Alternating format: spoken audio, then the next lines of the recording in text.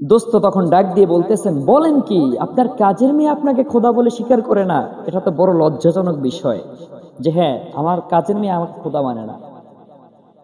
এক পর্যায়ে কাজের মেয়েকে ধরে আনা হলো তার সামনে, ফেরাউনের সামনে আনার পরে বলতেছেন যে আনা রব্বুকুমুল আলা, আমি হলাম বড় খোদা, তুমি নাকি আমাকে খোদা বলে স্বীকার করো না? তখন কাজের মেয়ে বলতেছেন যে না, আপনি কোশ্চিনকাল আমার খোদা হতে পারেন না, কারণ আপনি আমাদের মতো খাবার খাচ্ছেন, আপনি আমাদের মতো দিনকাল কাটাচ্ছেন, আপনার ছেলে আছে, মেয়ে আছে, স্ত্রী আছে, আপনার সংসার আছে, আপনার রাজ্য আছে। আল্লাহর তো এগুলা থাকার প্রয়োজন নাই, আল্লাহর তো এগুলা থাকে না, আপনি কিভাবে আমাদের খোদা হতে পারেন? এরপরে বলতেছেন যে না, আমি হলাম খোদা, তুমি আমাকে খোদা বলে স্বীকার করো। যদি তুমি আমাকে খোদা বলে না স্বীকার করো, তাহলে আমি তোমাকে কঠিন থেকে কঠিন শাস্তি দেব। হাজিরিন ভাইরারে আমার, ফেরাউন তখন ওই কাজের মেয়েকে ডাক দিয়ে বলছেন যে হ্যাঁ কাজের মেয়ে, তুমি আমার প্রতি ঈমান আনো, যদি আমার প্রতি ঈমান না আনো তাহলে তোমাকে কঠিন থেকে কঠিন শাস্তি তোমাকে দেওয়া হবে। কাজের মেয়ে ডাক দিয়ে বলেন যে আপনি আমাকে কি শাস্তি দিবেন? আপনি আমাকে যে শাস্তি দিবেন আমি সেই শাস্তি মাথা পেতে নিব, তবু আপনার প্রতি আমি কখনো ঈমান আনবো না। আপনি আমাকে যে শাস্তি দেন আমি সেই শাস্তি মেনে নেব, তবু আপনার প্রতি আমি কোশ্চিনকালও ঈমান আনবো না। তখন ফেরাউন ডাক দিয়ে বলেন তার সেনাপতিকে, হে সেনাপতি, শোনো শোনো, এই যে কাজের মেয়ের যে সন্তান রয়েছে সেই সন্তানগুলোকে আমার সামনে আনো। হাজরিন ভাইরারে আমার, আমি এমন এক ঈমানের ঘটনা করে বলতেছি যেই ঘটনা সারা পৃথিবীর ইতিহাসে বিরল ঘটনা হয়ে আজও রয়ে গেছে। যেই ঘটনা শুনে আপনার আমার হৃদয়টা কেঁপে উঠবে। মা বোনরা আমার শুনবেন, খেয়াল করে শুনবেন, কিভাবে একটা নারী তার ঈমানকে হেফাজত করেছে, কিভাবে তার জীবনের বিনিময়ে, সন্তানের বিনিময়ে তার ঈমানকে হেফাজত করেছে। আজকে এই ঈমানকে হেফাজত করার ঘটনা শুনে আপনার আমার হৃদয়টা কেঁপে উঠবে। হাজিরিন জাকিরিন শাকিরিন ভাইরানে আমার, যখন ওই কাজের মেয়ের সন্তানগুলোকে সামনে আনা হলো, কোন কোন বর্ণনায় 4জন সন্তান, কোন কোন বর্ণনায় 8জন সন্তান ছিল, কিংবা 6জন সন্তান ছিল।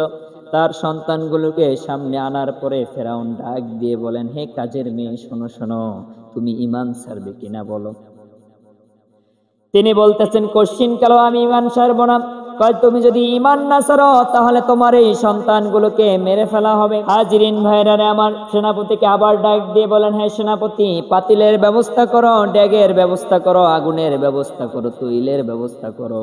কেন করবেন কি, যে মায়ের শোকের সামনে এই সন্তানগুলোকে আমি আগুনের ভিতরে ফেলে দেব। হাজরিন ভাইরার আমার, যেই কথা সেই কাজ। পাতিল আনা হলো, তৈল আনা হলো এবং কাঠ আনা হলো, চুলা তৈরি করা হলো, পাতিলের ভিতরে তৈল ঢেলে দেওয়া হলো, নিচ দিয়ে আগুন ধরিয়ে দেওয়া হলো, টকবক টকবক টকবক করে তৈল ফুটতেছে। একটি সন্তানকে সামনে নেওয়া হলো, সামনে নেওয়ার পরে মাকে ডাক দিয়ে বলেন, হে কাজের মেয়ে, শোনো শোনো, হে সন্তানের মা, শোনো শোনো, লা তাদরিসুল আল ঈমান, ঈমান ছাড়বি কিনা বলো।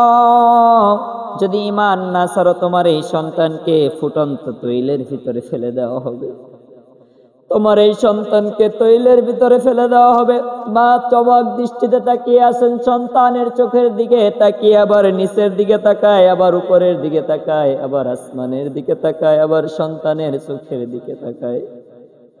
বলতেছে, মালিক আমার আল্লাহ, কি এমন পরীক্ষার ভিতরে ফালাইলেন, কি এমন পরীক্ষার ভিতরে ফালাইলেন। আমাকে সন্তান তো আপনি দান করেছেন, আজকে যদি এই উসিলা দিয়ে আমার সন্তানকে আপনি নিয়ে যান তাহলেই আমি খুশি হয়ে যাব। কি এমন ঈমান ছিল। বলতেছেন, আল্লাহ, সন্তান আপনি দিয়েছেন, এরপর যদি আমাকে এই উসিলা দিয়া সন্তান আমার কাছ থেকে নিয়ে যান তাহলে আমি এতেই খুশি, আপনি যেটা করবেন আমি এটাই খুশি, তারপর আমি কোশ্চিন কালো ঈমান ছাড়বো না। এরপরে সন্তানকে ডেগের উপরে ধরা হলো, তৈলের উপরে করে এভাবে ধরেছে আর বলতেছেন, হে কাজের মেয়ে, হে সন্তানের জননী, ঈমান ছাড়বা কিনা বলো। যদি ঈমান না ছাড়ো তাহলে তোমার সন্তানকে এই তৈলের ভিতরে ফেলে দেওয়া হবে। তখন মা ডাক দিয়ে বলেন, হে শোনো শোনো ফেরাউনের দরবল, শোনো শোনো, এই সন্তান যিনি আমাকে দিয়েছেন, আজকে যদি এই ফুটন্ত তৈলের উসিলা দিয়ে আমার সন্তানকে নিয়ে যায় আমি এতেই খুশি, এর বিনিময়ে আমার ঈমান ছাড়ব না। সাথে সাথে ওই সন্তানকে তৈলের ভিতরে ফেলে দেওয়া হলো। মা তাকিয়ে তাকিয়ে দেখতেছেন তার প্রথম সন্তান তৈলের ভিতরে ফুটতে ফুটতে চিৎকার করতে করতে এক সময় নিশ্চুপ হয়ে গেলেন। মায়ের চোখের সামনে তার সন্তান ফুটন্ত তৈলের ভিতরে ঝলসে একেবারে হাড্ডি কয়লা হয়ে গেল। এই পৃথিবীর মায়া ছেড়ে ওই সন্তান চলে গেল।